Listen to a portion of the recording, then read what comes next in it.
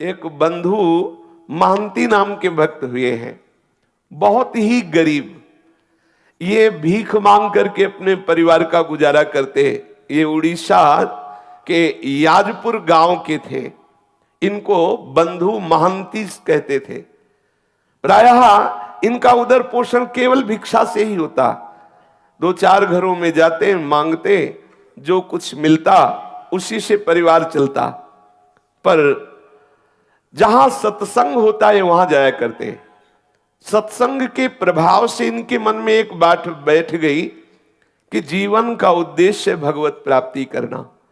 तो वैसे ही धन संपत्ति भोग सामग्री से रहित थे, तो कोई भोग वासना, कोई धन आदि का अभिमान, ये जो दोष बुद्धियां, ये तो इनके हृदय में स्वाभाविक नहीं थी, क्योंकि भिक्षा मांगते थे तो दैन्यता थी। और सत्संग से बात बैठ गई कि जीवन का परम लाभ है भगवत प्राप्ति करना। तो ये उतना ही मांगते थे जितना उदर पोषण के लिए, परिवार के लिए आवश्यक था। ऐसा नहीं कि भिक्षा मांग रहे तो बहुत सारा मांग लिया और खूब बेच करके उससे भोग सामग्रियां ला रहे, नहीं। जितने से उदर पोषण होता उन 4-6 घरों में मांग लिया, मिला तो मिला, नहीं तो उपवास कर लिए और एकांत में खूब नाम कीर्तन करते। प्रत्येक साधक को अपनी दिनचर्या में ऐसा समय रखना चाहिए, वो 1 घंटा, आधा घंटा, जिसमें नाम कीर्तन हो, अति आवश्यक है। नाम कीर्तन 24 घंटे में अपनी उपासना पद्धति में, दिनचर्या में जरूर रखना चाहिए। अगर 2-4 उपासक साथ हो तो और अच्छा, नहीं है तो अपने को एकांत में बैठकर स्वयं नाम कीर्तन करना चाहिए। कोई संगीत आता है तो ठीक है, नहीं आता तो अपने पास संगीत है, तालियां बजा बजा करके नाम की, बहुत जल्दी प्रभु प्रसन्न होते हैं नाम कीर्तन से, तालियां बजा। ये बहुत सुंदर सिद्धांत है कीर्तन का। कीर्तन से भगवत कृपा बहुत जल्दी हृदय में स्फुरित होती है, जरूर करना चाहिए कीर्तन। वो अकिंचन बंधु महंती जी अगर भिक्षा में कुछ मिला तो भगवत अर्पित करके पा लिया और एकांत, भिक्षावृत्ति से जीते, एकांत में बैठ करके नाम कीर्तन करते, नाम जप करते। अटल विश्वास होने लगा प्रभु में। नाम कीर्तन के प्रभाव से प्रगाढ़ हृदय में विश्वास प्रकट होने लगा।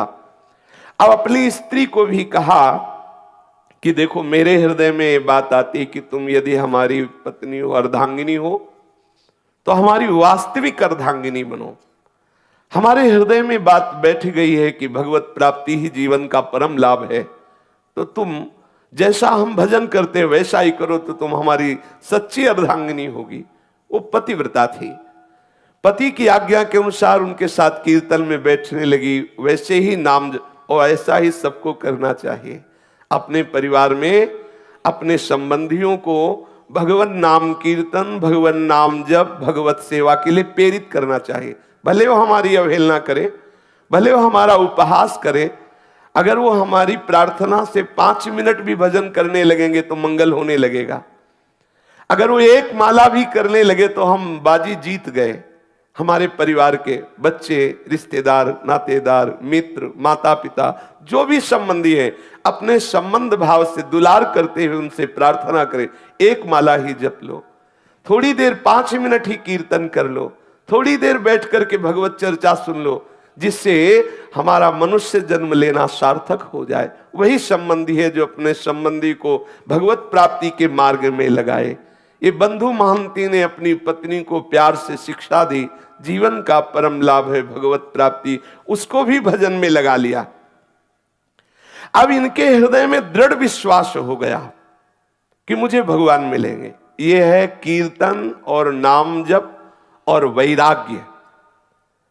पूज्य श्री गुरुदेव भगवान ने एक दिन गिरिराज जी की परिक्रमा में कहा, जब पूज्य श्री पंडित बाबा जी की समाधि आए तब वो परिचय बताया।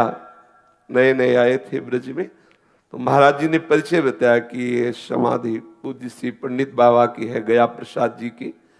और महाराज जी ने कहा कि बहुत भजनानंदी महात्मा थे, और जानते हो भजन का प्रकाश उसी के जीवन में विशुद्ध उज्जवल होता है जो वैरागी होता है। जितना जितना तुम विषयों से वैराग्य करते जाओगे उतना उतना भजन का आनंद प्रकट होगा और दिव्य अनुभूतियां होने लगेंगी। यदि हम विषय सेवन करते हुए भजन करते हैं, यद्यपि मंगल ही है, पर आपको अनुभव नहीं होगा, भगवदानंद का अनुभव नहीं होगा। हाँ, आपकी चाही हुई कामनाएं आदि आदि वो सब पूर्ण होती रहेंगी, लेकिन चिदानंद रस का अनुभव नहीं होगा। जब तक जगते भयो फिरे वैरागी, वृंदावन रस में अनुरागी, तब तक चिदानंद रस का अनुभव नहीं। गुरुदेव भगवान ने कहा जिसका जितना तीव्र वैराग्य होता है उतना ही उसे भजन का आनंद, भजन की दिव्यता और दिव्य दिव्य विभूतियों का साक्षात्कार उसे होता है। अब उनके तो वैराग्य स्वाभाविक था, भिक्षावृत्ति से जीते बंधु महांती। अब पत्नी भी नाम कीर्तन और भजन, अब इनके हृदय में दृढ़ लालसा हो गई कि मुझे प्रभु मिलेंगे। ये बहुत बड़ी बात है, हृदय में दृढ़ता जाना, निश्चित अब मैं श्री जी के पास जाऊंगा, निश्चित मुझे श्री जी की सेवा मिले, ये निश्चित हो जाना हृदय में, बिल्कुल कोई संशय नहीं। तो पक्का समझो निश्चित प्रियालाल के समीप जाएगा, क्योंकि उसकी जो निश्चितता, जो विश्वास, जो दृढ़ता ही वो उन्हीं की तरफ से आई, उन्होंने स्वीकार कर लिया है। इनके हृदय में विकलता होने लगी, मुझे प्रभु मिलेंगे। अब वो विचार करने लगे कि मुझे ऐसे भगवत भक्तों का कृपा प्रसाद मिले जो प्रभु के अनुराग में डूबे हुए हैं, कैसे प्राप्त हो, कहाँ जाऊं।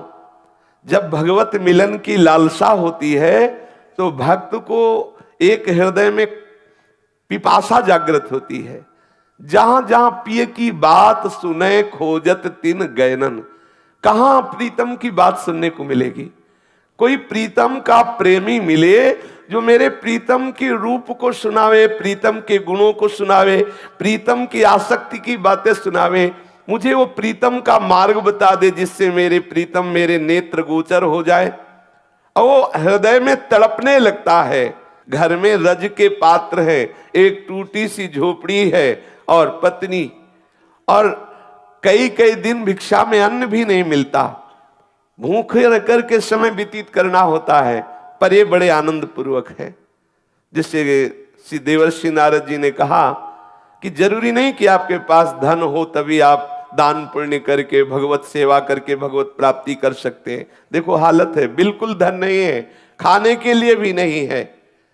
अब उनके हृदय में ये भी कोई बल नहीं कि कोई उनको सहयोग कर सकता है, कोई उन्हें कर्जा दे सकता है, क्योंकि पता है मूल में कुछ है नहीं। तो जिसको पता होता है कि वो वापस नहीं कर सकता, वो कर्जा भी नहीं देता। उन्होंने अपनी पत्नी से कहा कि भाई मेरा जगत में कोई आत्मीय नहीं है, कोई स्वजन नहीं कि सहयोग करे, कई दिनों से भोजन भी नहीं मिला, पर एक मेरे मित्र है जो बहुत धनी है, अगर तुम साथ दो और अपने मित्र के यहां हम तुम्हें ले चले तो वहां भूखे नहीं रहना पड़ेगा। बहुत धनी है और बहुत कृपालु है और हमारा उनसे परिचय है, वो हमें बहुत प्यार करते हैं, चलोगी हमारे साथ? क्योंकि यहां तो कोई अपना है नहीं, इस याजपुर गांव में कोई मुझे प्यार करने वाला नहीं। मेरा एक मित्र है जो बहुत धनी है, मुझे बहुत प्यार करता है, वहां तुम्हें भूखे नहीं रहना पड़ेगा, कोई परेशानी रहेगी, पर 5 दिन का रास्ता है। हम लोग यदि धैर्य पूर्वक चले तो हमारे मित्र की कृपा प्राप्त होगी, सारी भूख सदा सदा के लिए मिट जाएगी। और उसका नाम बहुत मीठा है, यदि हमारा नाम है बंधु महांती तो उसका नाम है दीन बंधु। बहुत कृपालु है, बहुत दयालु है, हमें चलना चाहिए। पत्नी से कहा मुझे इस गांव में नहीं रहना। अब सती स्त्री पति के अधीन चलने वाली, कई दिनों से भोजन नहीं मिला। उसने कहा 5 दिनों का रास्ता है, कैसे चल पाएंगे, क्योंकि पेट में तो भोजन नहीं है, लेकिन आपकी आज्ञा है, हम जरूर चलने का प्रयास करते हैं। जो समस्त दरिद्रता और दुखों का हरण करने वाले हैं, उन प्रभु के दर्शन के लिए बंधु महांती के हृदय में वेदना हुई और वो अपने नगर से चल पड़े। एक छोटी लड़की भी थी, एक बच्चा, दोनों को कांधे पे बैठाला, पत्नी को साथ लिया, और जब बहुत विकलता होती क्षुधा की तो पानी पिला देते या कोमल कोमल पत्ते लाते, अपने बच्चों को पत्नी को देते, इनको खा लो। भगवान कृपा करेंगे, हमारे भी दिन बदलेंगे, धैर्य पूर्वक हमारे मित्र के पास चलो। देखो जो भक्त होते हैं उनको हर परिस्थिति में अपने प्रीतम ही याद आते, जैसे सुदामा जी ने अपनी पत्नी से कहा था, है हमारे एक मित्र द्वारिकाधीश हैं, बहुत बड़े हैं, आप चिंता मत करो। गए तो देवराज इंद्र से भी बढ़कर के संपत्तिवान बना दिया, सुदामापुरी की रचना कर दी। भक्त का जो कुछ भी, जैसी भी परिस्थिति, वो सब प्रभु होते हैं, केवल प्रभु की स्मृति रहती है। आप देखो कई दिनों से भोजन नहीं मिला, 5 दिन की यात्रा है, पत्नी और बच्चे भूख के कारण चल नहीं पा रहे हैं, तो कोमल कोमल पत्ते लाते वृक्षों के और कहते खा लो।